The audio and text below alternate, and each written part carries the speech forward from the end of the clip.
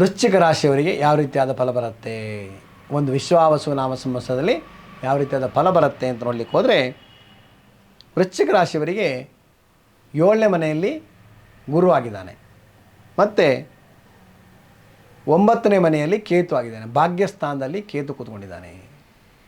ಕೇತು ಆಗೋದಕ್ಕೋಸ್ಕರವಾಗಿ ಸ್ವಲ್ಪ ಜಾಗೃತ ಆಗಿರಬೇಕು. ಅಂದರೆ ಭಾಗ್ಯದಲ್ಲಿ ಕೇತು ಆಗಿರ್ತಕ್ಕಂಥ ಸಮಯ ಆಗಿದ್ದಕ್ಕೋಸ್ಕರವಾಗಿ ಸ್ವಲ್ಪ ಹುಷಾರಾಗಿರೋದಕ್ಕೋಸ್ಕರ ಇದರಿಂದ ಎಲ್ಲ ರೀತಿಯಲ್ಲಿ ಶುಭವನ್ನು ಕೊಡ್ತಕ್ಕಂಥದ್ದಾಗತ್ತೆ.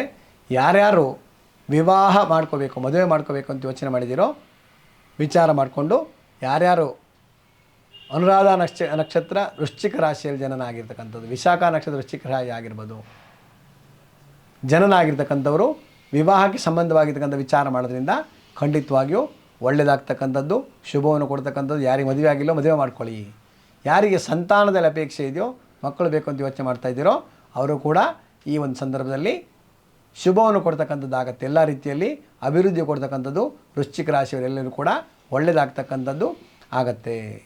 ಭೂಮಿಯನ್ನು ತೆಗೆದುಕೊಳ್ಬೇಕು ಅಂತ ಯೋಚನೆ ಮಾಡ್ತಾಯಿದ್ದೀರೋ ಅವರು ನೀವು ಭೂಮಿಯನ್ನು ತೆಗೆದುಕೊಳ್ಳೋದಕ್ಕೆ ವಿಚಾರ ಮಾಡ್ತಾಯಿದ್ರೆ ಹೋಗಿ ಮುಂದೋಗಿ ಮನೆ ಕಟ್ಟಬೇಕು ಅಂತ ಯೋಚನೆ ಮಾಡ್ತಿದ್ದಾರೆ, ಮನೆ ಕಟ್ಟಿ ಎಲ್ಲ ರೀತಿಯಲ್ಲಿ ಶುಭವನ್ನು ಕೊಡ್ತಕ್ಕಂಥದ್ದು. ಯಾವುದೇ ಕೆಲಸದಲ್ಲಿದ್ದೀರಿ ಅಂತಂದರೆ ಬಡ್ತಿ ಸಿಗ್ತಕ್ಕಂಥದ್ದು, ಅಂದರೆ ಪ್ರಮೋಷನ್ ಸಿಗ್ತಕ್ಕಂಥದ್ದು ಖಂಡಿತವಾಗಿ ಆಗುತ್ತೆ. ಯಾರ್ಯಾರು ವೃಶ್ಚಿಕ ರಾಶಿಯವರು ಎಲ್ಲರೂ ಕೂಡ ಕುಜನ ಸಂಬಂಧವಾಗಿರ್ತಕ್ಕಂತಹ ದೇವಿ ಆರಾಧನೆ ಮಾಡೋದ್ರಿಂದ ಎಲ್ಲ ರೀತಿಯಲ್ಲಿ ಶುಭವನ್ನು ಕೊಡ್ತಕ್ಕಂಥದ್ದು ಆಗತ್ತೆ.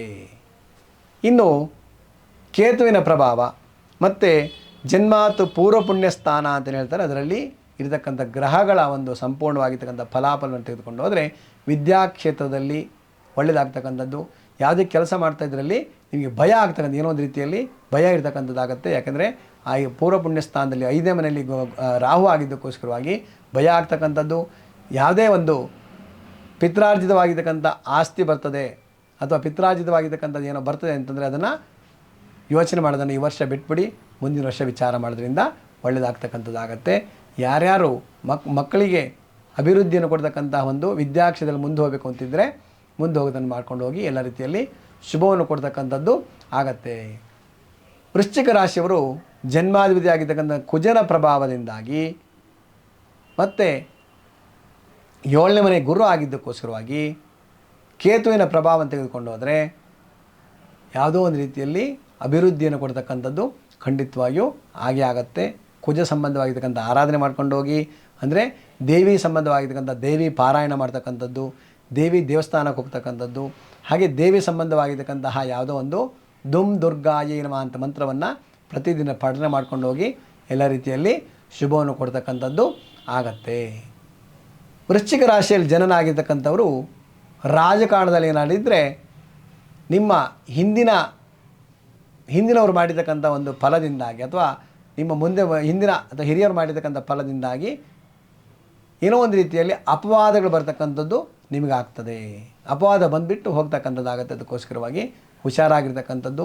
ಯಾವುದೇ ಒಂದು ಕೆಲಸವನ್ನು ತೀರ್ಮಾನ ತೆಗೆದುಕೊಳ್ಬೇಕಾದ್ರೆ, ಡಿಸಿಷನ್ ತೊಗೊಳ್ಬೇಕಾದ್ರೆ 10 ಸರ್ತಿ ಯೋಚನೆ ಮಾಡ್ಕೊಂಡು ಮುಂದೋಗಿ ಎಲ್ಲ ರೀತಿಯಲ್ಲಿ ಶುಭವನ್ನು ಕೊಡ್ತಕ್ಕಂಥದ್ದಾಗತ್ತೆ, ಅಭಿವೃದ್ಧಿಯನ್ನು ಕೂಡ ಕೊಡ್ತಕ್ಕಂಥದ್ದು ಆಗತ್ತೆ. ಅದಕ್ಕೋಸ್ಕರವಾಗಿ ವೃಶ್ಚಿಕ ರಾಶಿಯವರು ದೇವಿ ದೇವತಾ ಆರಾಧನೆ ಮಾಡೋದ್ರಿಂದ ಶುಭವನ್ನು ಕೊಡ್ಬೋದು. ವಿದ್ಯಾಕ್ಷೇತ್ರದಲ್ಲಿ ಯೋಚನೆ ಮಾಡ್ಕೊಂಡು ಸ್ವಲ್ಪ ಮುಂದೆ ಹೋಗೋದ್ರಿಂದ ಎಲ್ಲ ಒಳ್ಳೆಯದಾಗ್ತಕ್ಕಂಥದ್ದು ಆಗತ್ತೆ. ಶುಭವಾಗಲಿ. ಸರ್ವೇ ಜನ ಸುಖಿನೋ ಬಂತು, ಸಮಸನ್ಮಂಗಲಾನಿ ಬಂತು. ಹರಿ ಓಂ. ಕ್ಷಣ ಕ್ಷಣದ ಸುದ್ದಿಗಳಿಗಾಗಿ ಫ್ರೀಡಂ ಟಿವಿ ಸಬ್ಸ್ಕ್ರೈಬ್ ಮಾಡಿ, ಲೈಕ್ ಮಾಡಿ ಹಾಗೂ ಫಾಲೋ ಮಾಡಿ. ಹೊಸ ಸುದ್ದಿಗಳ ನೋಟಿಫಿಕೇಶನ್ಗಾಗಿ ಬೆಲ್ ಐಕಾನ್ ಮೇಲೆ ಕ್ಲಿಕ್ ಮಾಡಿ.